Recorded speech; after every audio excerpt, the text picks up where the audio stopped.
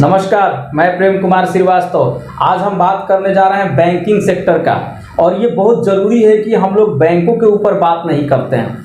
ये सारी जो समस्याएं हैं बैंक को लेकर के, विभिन्न तरह के बहुत सारा प्रॉब्लम है। आप सभी जो है हम चाहेंगे कि पूरी तरह से ध्यान से हमारे इस रिपोर्ट को देखें, क्योंकि ये पूरा तैयार किया गया है सिर्फ आपके लिए।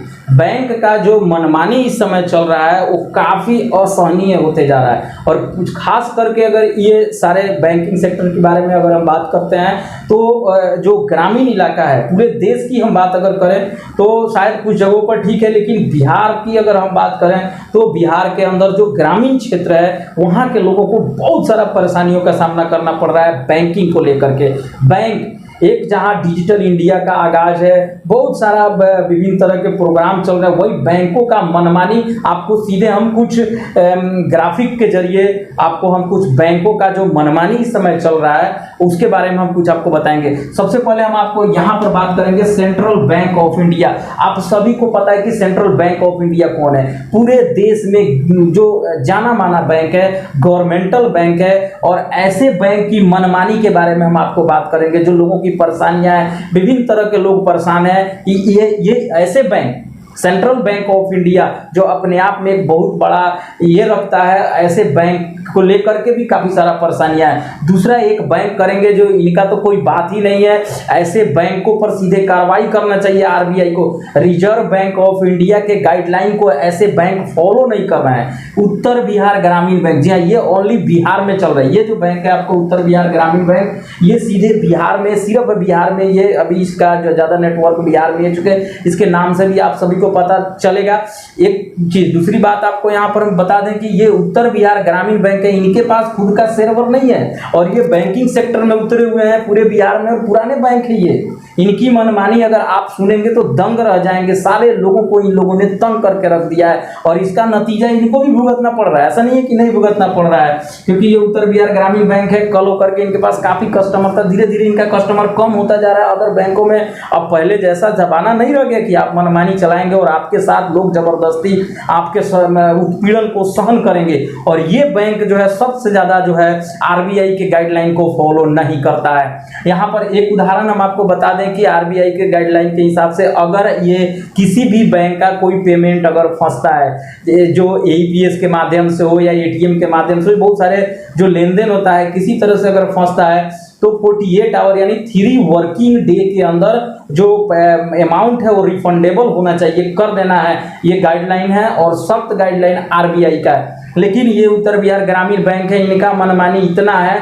कि 2 से 3 महीने लगते हैं, 1.5 महीने, 2 महीने, कभी कभी 3-3 महीने लगते हैं इनके पैसे रिटर्न आने में। ये उत्तर बिहार ग्रामीण बैंक की हम बात करते हैं। और अभी फिलहाल खैर उत्तर बिहार ग्रामीण बैंक ये तो इनका भाई है, चूंकि सेंट्रल बैंक ऑफ इंडिया का सर्वर लेकर के ये लोग काम कर रहे हैं। ये पूरे बिहार में लोगों को परेशान किया जा रहा है। इस तरह से बैंकिंग सेक्टर के बारे में कोई बोलना नहीं चाहता है। आम आदमी अगर ब्रांच में जाता है, किसी तरह से बात करता है तो सीधे जो है लूटपाट या जो भी है बहुत सारा तरह का एफआईआर के डर से डराता है लोग, मैनेजर लोग, जिसके वजह से जो है आम आदमी सीधे डर करके अपना ही सहन करके चला जाता है और धीरे धीरे ऐसे बैंकों से तंग आकर के इनको छोड़ता है और दूसरे तीसरे किसी बैंक में चला जाता है। अभी फिलहाल 15 से 20 रोज हो चुके हैं पूरे जो सिस्टम, अगर इनका बात करें, ये सबसे बड़े bank central bank of India, इनका एईपीएस आधार इनेबल पेमेंट सिस्टम जो है इस समय काम नहीं कर रहा है। ये इतना दिन आप लोग परेशान करेंगे। इनका पैसा अगर आपको निकासी करना है तो सीधे ब्रांच में जाना है, ब्रांच में जाइए, बस वही है, बहुत ज़्यादा भीड़ है, बहुत ज़्यादा परेशानियां हैं, ये पेपर लाइए, वो पेपर लाइए। ठीक है, आरबीआई का कुछ गाइडलाइन है, कुछ चेंजिंग हुआ है हाल ही में बैंकों को लेकर के, जिसमें केवाईसी कराना जरूरी है। लेकिन भाई और भी तो बैंक है ना, और भी बैंक है, स्टेट बैंक है, बहुत सारे बैंक है। स्टेट बैंक के पास कोई प्रॉब्लम नहीं है, बहुत सारे बैंक है जो प्राइवेट सेक्टर के, बहुत सारे बैंक है, बहुत सारे अनगिनत, एक्सिस बैंक है, एचडीएफसी बैंक है, जो भी बैंक है, बंधन बैंक है, बहुत सारे बैंक है, किसी को कोई आपत्ति, कोई दिक्कत नहीं है। लेकिन इनको दिक्कत है। इनका अगर पैसा आप कहीं, कोई आदमी किसी तरह का इमरजेंसी पड़ रहा है, जरूरत पड़ रहा है, निकालने जाए सीधे इनवैलिड ट्रांजैक्शन ये लिख रहे हैं सेंट्रल बैंक ऑफ इंडिया। और ये तमाम, ऐसा नहीं है कि आपके अकाउंट में पैन कार्ड जुड़ा हुआ है या नहीं जुड़ा हुआ है, कोई फर्क नहीं पड़ता है, आप कुछ भी जुड़ा हुआ है, ये इनवैलिड ट्रांजैक्शन इस समय 10, 15, 20 रोज से जो आधार पे सिस्टम है, आधार APS पेमेंट सिस्टम जो है, इनका आधार कार्ड का जो आप सभी जानते हैं कि आजकल ग्रामीण देहात में ब्रांच में जाना, जा करके काम करना, पैसे लेन देन करना काफ़ी मुश्किल है। इसको लेकर के जो है कहीं ना कहीं RBI या सरकार गवर्नमेंट APS आधार इनेबल पेमेंट सिस्टम जारी किया और उसका सीधे सीधे ये लोग उल्लंघन कर रहे हैं। इनका पैसा नहीं निकाल सकते आप, सेंट्रल बैंक ऑफ इंडिया का इस समय पैसा आप नहीं निकाल सकते हैं। अरे भाई लोग परेशान हैं, आप लोगों को क्या अपडेट हो रहा है? ये कौन सा अपडेट हो रहा है कि 15 रोज 20 रोज से आप किसी तरह से पेमेंट नहीं निकालने दे रहे हैं, सीधे ब्रांच में विजिट करना पड़ रहा है आपको पैसे निकालने के लिए। और ब्रांच इतना छोटा छोटा बना करके गांव देहात में रखे हुए हैं, मनमाने ढंग से वहां पर काम किया जा रहा है, बहुत सारा लोगों को परेशानियां हो रहा है। और ये सारा सिस्टम और ये चीज आपके पास है, स्टेट बैंक को क्यों नहीं है जी? सेंट्रल बैंक को सिर्फ क्यों है? तो ये सब चीज कहीं ना कहीं सोचने वाली बात है। और खास करके मैं यहाँ से एक RBI को मैं रिक्वेस्ट करता हूँ, हाथ जोड़कर प्रार्थना करता हूँ कि ये सारे बैंक का मनमानी सिर्फ बिहार के अंदर है, बिहार के अंदर सबसे ज्यादा प्रॉब्लम है। और ऐसे बैंक जो जिनका खुद का सर्वर नहीं है, किसी थर्ड पार्टी से लेकर काम करते हैं, इनका अपना सर्वर में प्रॉब्लम चल रहा है, तो ये इनको कहां से सर्वर देंगे? और इस तरह से लोगों के पैसे को फंसा करके रखना 2-2 महीने 3, ऐसे बैंकों को बंद कर देना चाहिए। कार्रवाई की जहां तक बात है तो RBI बहुत सारा आप को लेकर के ये गाइडलाइन देते रहते हैं कि RBI जो है इस तरह के गाइडलाइन निकाला, उस तरह के गाइडलाइन निकाला। आप कंप्लेन कहाँ कंप्लेन करेंगे भाई? आम आदमी कहाँ जाए, किसके पास कंप्लेन करे?